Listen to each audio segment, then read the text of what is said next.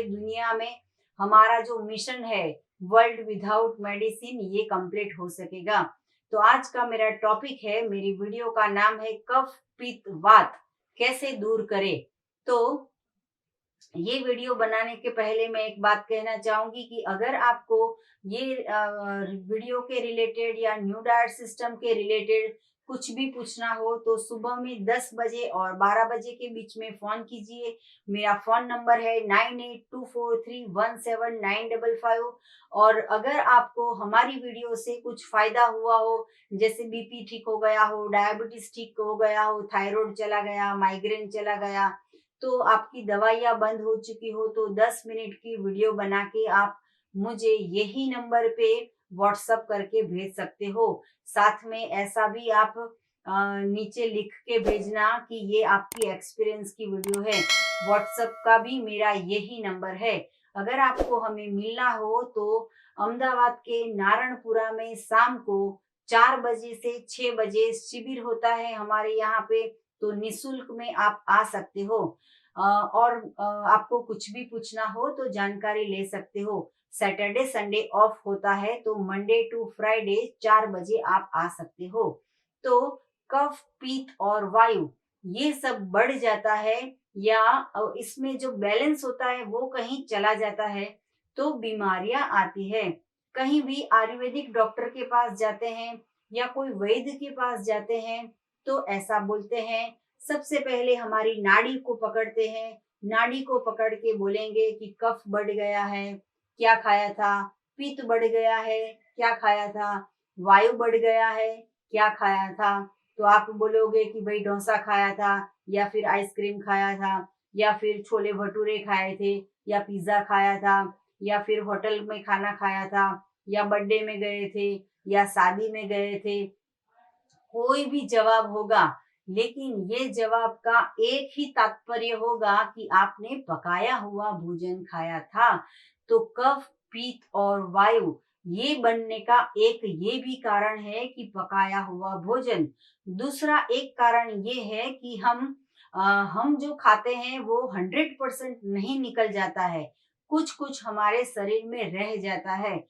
हमारे कई साधक ऐसा भी कहते हैं कि मुझे कब्जियत का बिल्कुल प्रॉब्लम नहीं है, और कई कई लोग मुझे ऐसा बोलते हैं कि मुझे तो सिर्फ एक ही प्रॉब्लम है कि कब्जियत है, मतलब कॉन्स्टिपेशन है। तो कब्जियत है तो भी और नहीं है तो भी एनीमा करना है। न्यू डाइट सिस्टम में सबसे पहले क्या करना है कि एनीमा लाना है। 1.5 लीटर का पॉट पानी से भरना है, और कोई भी इंसान को सुबह में एनीमा करना है और रात को भी एनीमा करना है। हमारी जो कैथेटर होती है वो बहुत ही सॉफ्ट होती है, वो चुभती नहीं है, लगता नहीं है और हार्मफुल नहीं है, इसकी कोई साइड इफेक्ट नहीं है। तो एनीमा करके गलत आहार जो है वो निकाल देना है। कफ बढ़ गया है तो इसका एक ये भी कारण है कि हम एनिमल प्रोडक्ट लेते हैं। दूध और दूध से बनाई हुई चीज से कफ बनता है। जैसे कि हमारे घर में एक बुजुर्ग थे, तो उनको जन्म से लेके 80 साल तक पूरी जिंदगी कफ रहता था, लेकिन उन्होंने चाय का त्याग नहीं किया, दूध का त्याग नहीं किया, और कभी छाछ को नहीं छोड़ा। जब से जिंदा थे तब से सर्दी था, और जब तक वो जिंदा रहे तब तक उनको सर्दी रही। तो इसका एक ही कारण है कि कफ बन जाता है, तो मिल्क और मिल्क की प्रोडक्ट का त्याग कर दो। पकाया हुआ भोजन अगर खाना है तो शाम को डिनर में खा सकते हो, लेकिन जितना अपक्व आहार खाओगे उतने जल्दी से आप स्वस्थ हो जाओगे। कफ पित्त और वात ये हमारे पेट में पड़ा हुआ गंदगी है। अगर इससे सर्दी हो जाती है तो हम इसको कफ बोलते हैं। अगर गैस पास होती है, डकार होती है, तो हम इसको वायु बोलते हैं। और अगर हमारे पित्त हो जाता है, सर में चढ़ जाता है और माइग्रेन हो जाता है, हमें बार बार वॉमिट होती है, सर दर्द होता है, ये सभी सिम्टम्स होते हैं तो पित्त हो जाता है। तो इसके लिए आपको वमन करना पड़ेगा। तो वमन के लिए सुबह में उठने के बाद 2-3 घंटे के बाद कुछ भी नहीं खाया हो पेट में, तभी सुबह में उठने के बाद 3-4 घंटे तक कुछ भी पेट में नहीं डालना है, तभी वमन कर सकते हो। वमन करने के लिए पेट में 4 ग्लास पानी डाल दो और फिर उसको उँगली डाल के, मुँह में उँगली डाल के वमन कर दो, तो माइग्रेन का प्रॉब्लम चला जाता है। बार-बार डकार आती है, बार-बार पित्त हो जाता है, तो ये सब है वो कचरा साफ हो जाता है। नीचे से सफाई करनी है। आंवले का जूस मतलब कि रेचक जूस, ग्रीन जूस, इससे हमारी छोटी इंटेस्टाइन क्लीन होती है। तो छोटी इंटेस्टाइन क्लीन करने के लिए हमें ग्रीन जूस का हर रोज प्रयोग करना चाहिए। जो ग्रीन जूस है उससे हमें बहुत ही न्यूट्रिशन मिलता है, जिससे हमें वायु तत्व मिलता है, जिससे हमें कैल्शियम भी मिलता है। इसके लिए मोरिंगा लीव्स मतलब कि सहजन की पत्तियां का उपयोग कीजिए। जो ड्रम स्टिक आती है, सरगवा की सींग, उसकी जो पत्तियां आती है उसको जूस में डालिए। अगर आपको फ्रेश पत्तियां नहीं मिलती है तो आप हमसे मोरिंगा लीव्स की पत्तियों का पाउडर मंगवा सकते हो। ये पाउडर को हर रोज आपके ग्रीन जूस में 1 चम्मच डाल के पी सकते हो। अगर शाम को पकाया हुआ भोजन खाते हो तो दाल में 1 चम्मच ये पाउडर डाल सकते हो या सब्जी में 1 चम्मच पाउडर डाल सकते हो। तो मोरिंगा लीव से भी कफ, पित्त, वात ये सब चला जाता है। कैल्शियम की डेफिशिएंसी हो तो चली जाती है। तो मोरिंगा लीव्स के बहुत फायदे हैं। उसकी लीव्स को उपयोग करना है, उसकी जो स्टिक आती है उसको तो सूप बना के उपयोग कर सकते हो, उसका जूस में उपयोग नहीं कर सकते हो। तो न्यू डाइट सिस्टम एडॉप्ट करने के बाद आपको कफ, पित्त और वात कुछ भी नहीं रहता है, क्योंकि हम कचरा निकाल देते हैं, सही भोजन खाते हैं और फिर हम मिल्क की प्रोडक्ट का त्याग करते हैं। जब मिल्क की प्रोडक्ट का त्याग कर दोगे तो कोई वैद्य को नाड़ी दिखाने की जरूरत नहीं पड़ती है। कोई आयुर्वेदिक दवा लेने की जरूरत नहीं पड़ती है, कोई मेडिसिन की जरूरत नहीं है, कोई फांकी की जरूरत नहीं है, कोई चूर्ण की जरूरत नहीं है। अगर एनीमा करोगे तो पेट साफ हो जाएगा, तो कफ, पित्त और वायु ये सब कुछ चला जाएगा।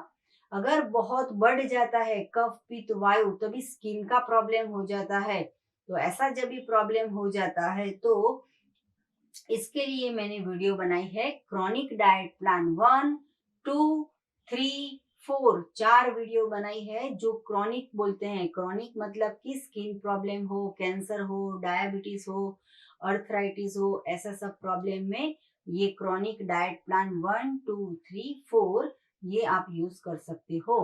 तो न्यू डाइट सिस्टम में कफ, पित्त और वात की कोई जगह ही नहीं होती है। आप अगर मेरे शरीर को कोई भी आयुर्वेदिक के चिकित्सक को दिखाओगे तो कफ बढ़ता नहीं है, पित्त बढ़ता नहीं है, वायु बढ़ता नहीं है, क्योंकि मैं मेरे शरीर को अपक्व आहार देती हूँ। मेरा लंच है, मेरा डिनर है, मेरा स्नैक है, मेरा ब्रेकफास्ट है, सब कुछ प्राकृतिक होता है।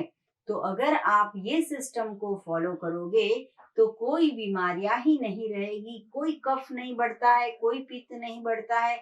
अगर बढ़ गया है तो भी चला जाएगा। अगर आपको ज्यादा कफ हो गया है, ज्यादा सर्दी हो गई है, लगातार 4 दिन तक सर्दी बहती रहती है, बहुत कफ निकलता है, बहुत बलगम निकलता है, खांसी आती रहती है, सर्दी होती रहती है, नाक बहता रहता है, तो 24 आवर्स का निर्जला कर देना है। 24 आवर्स का निर्जला कैसे करोगे? तो इसकी भी बहुत सारी वीडियो है, इंटरमिटेंट फास्टिंग कैसे बढ़ाना, तो ये वीडियो आप देख लेना।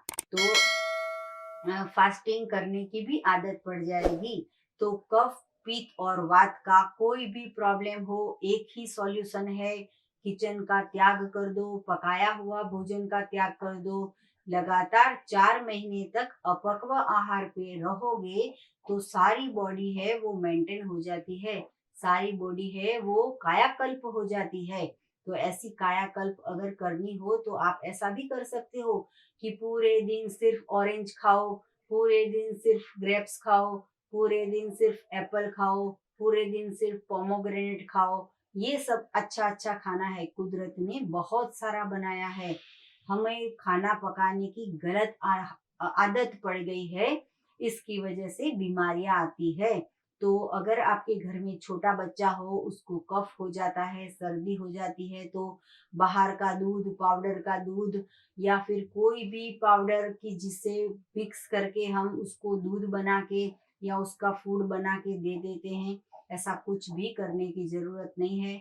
छोटे बच्चों को जन्म से टमाटर खिलाओ, टमाटर खाने की आदत कर दो, एप्पल दे दो, उनको खाने की आदत कर दो और उसको बनाना दे दो और वैसे ही खाने की आदत कर दो। जन्म से अगर आपके घर में जो भी बेटा या बेटी का जन्म हुआ है, वो जन्म से अपक्व आहार खाएगा, कभी हॉस्पिटल नहीं जाना पड़ेगा, कभी मेडिकल स्टोर नहीं जाना पड़ेगा, कभी भी आपको डॉक्टर्स के पास नहीं जाना पड़ेगा। तो मैं ये स्व अनुभव और बहुत सारे लोगों के, हमारे साधकों का अनुभव के बाद ये वीडियो आपको प्रस्तुत कर रही हूँ। मुझे बहुत आनंद होगा कि आप भी ये वीडियो का आनंद लीजिए और आपको और कुछ भी पूछना हो तो हमसे जुड़े रहिए। तो थैंक यू, आभार, प्रणाम, बाय।